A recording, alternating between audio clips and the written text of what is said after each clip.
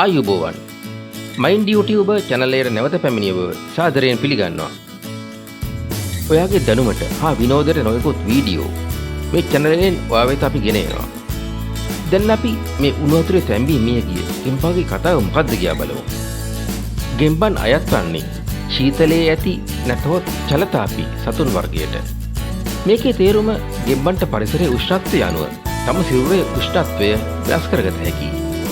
ඔවුන්ට වේගයෙන් වෙනස් වෙන පරිසර රටාවන්හි සාර්ථකව ජීවත් වීමට මේ හැකියාව වැදගත් වෙනවා.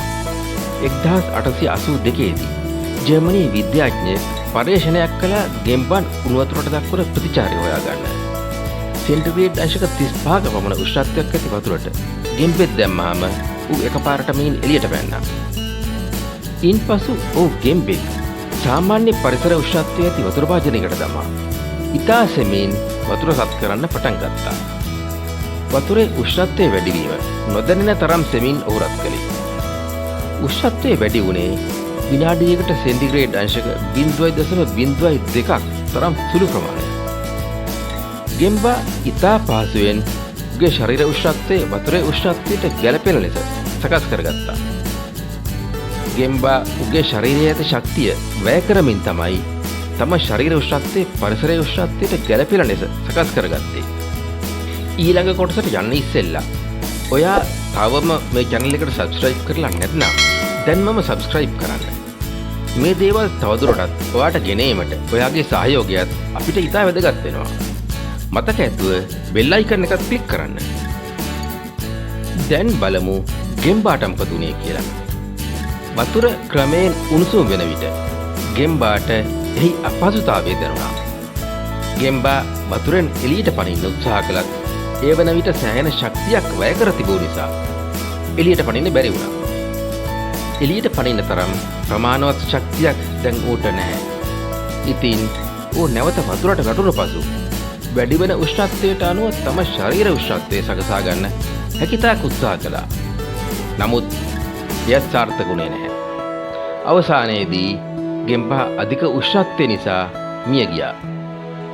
ගෙම්බා මිය ගියේ උණුසුම් වතුර නිසා හෝ ඌට ඉන් එළියට පනින්න බැරි වූ නිසා නෙමෙයි. ඌ මිය ගියේ රත් වෙන වතුරෙන් එළියට පනින්න සුදුසුම වෙලාව තීරණය නොකළ නිසා. ජලයේ උණුසුම වැඩි වන විට එහි අපහසුතාවය ඌට දැනුණා. එළියේ තිබුණේ සාමාන්‍ය උෂ්ණත්වය. නමුත් ඌට එළියට පනින්න ශක්තිය ඇති වේලාවේදී ඌ එළියට පැන්නේ නැහැ. ඌ එළියට පැනින්න උත්සාහ කළේ උණුසුම දරා ගන්න නොහැකි වූ අවස්ථාවේදී. ඒ වෙනකොට ඌ ප්‍රමාද වැඩි. ඌගේ ශක්තිය සැලකිය යුතු ප්‍රමාණයක් ඌ වැය කර තිබුණ නිසා ඒ අවස්ථාවේදී එළියට පනින්න ඌට ශක්තිය තිබුණේ නැහැ. මේන් ඔයාට ඉගෙනගත හැකි පාඩම මොකක්ද? ඔයාගේ ජීවිතයේදී ඔයා නොයෙකුත් අන්දමේ හැලහැප්පීම් සහ කරදර වලට මුහුණ දෙනවා. ඒක ගෙදරදී, Taman සේවය කරන තැනදී, ව්‍යාපාරයේදී, මිතුරන් අතරදී හෝ සමාජයේ වෙනත් තැනකදී වෙන්න පුළුවන්.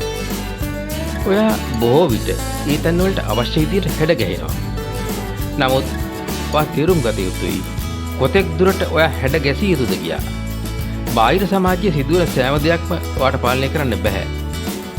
ඔයා අවබෝධ කරගත යුතුයි ඔයා යම් කිසිතරකින් ඉවත් විය යුතු හොඳම අවස්ථාව. ඔයාට යමක් කිරීමට ශක්තිය ඇති අවස්ථාවේදී ඉවත් විය යුතුයි.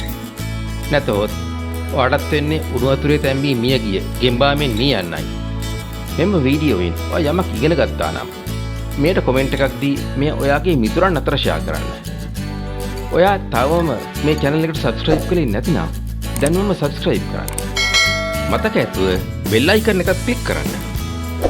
ඔයාට ඉගෙන ගන්න හා විනෝද වෙන්න ගොඩක් දේවල් මේකෙන් බලන්න පුළුවන්. මේ නරඹුවාට ඔයාට ස්තුතියි. මගේ ඊළඟ වීඩියෝවෙන් නැවත හමු වෙමු.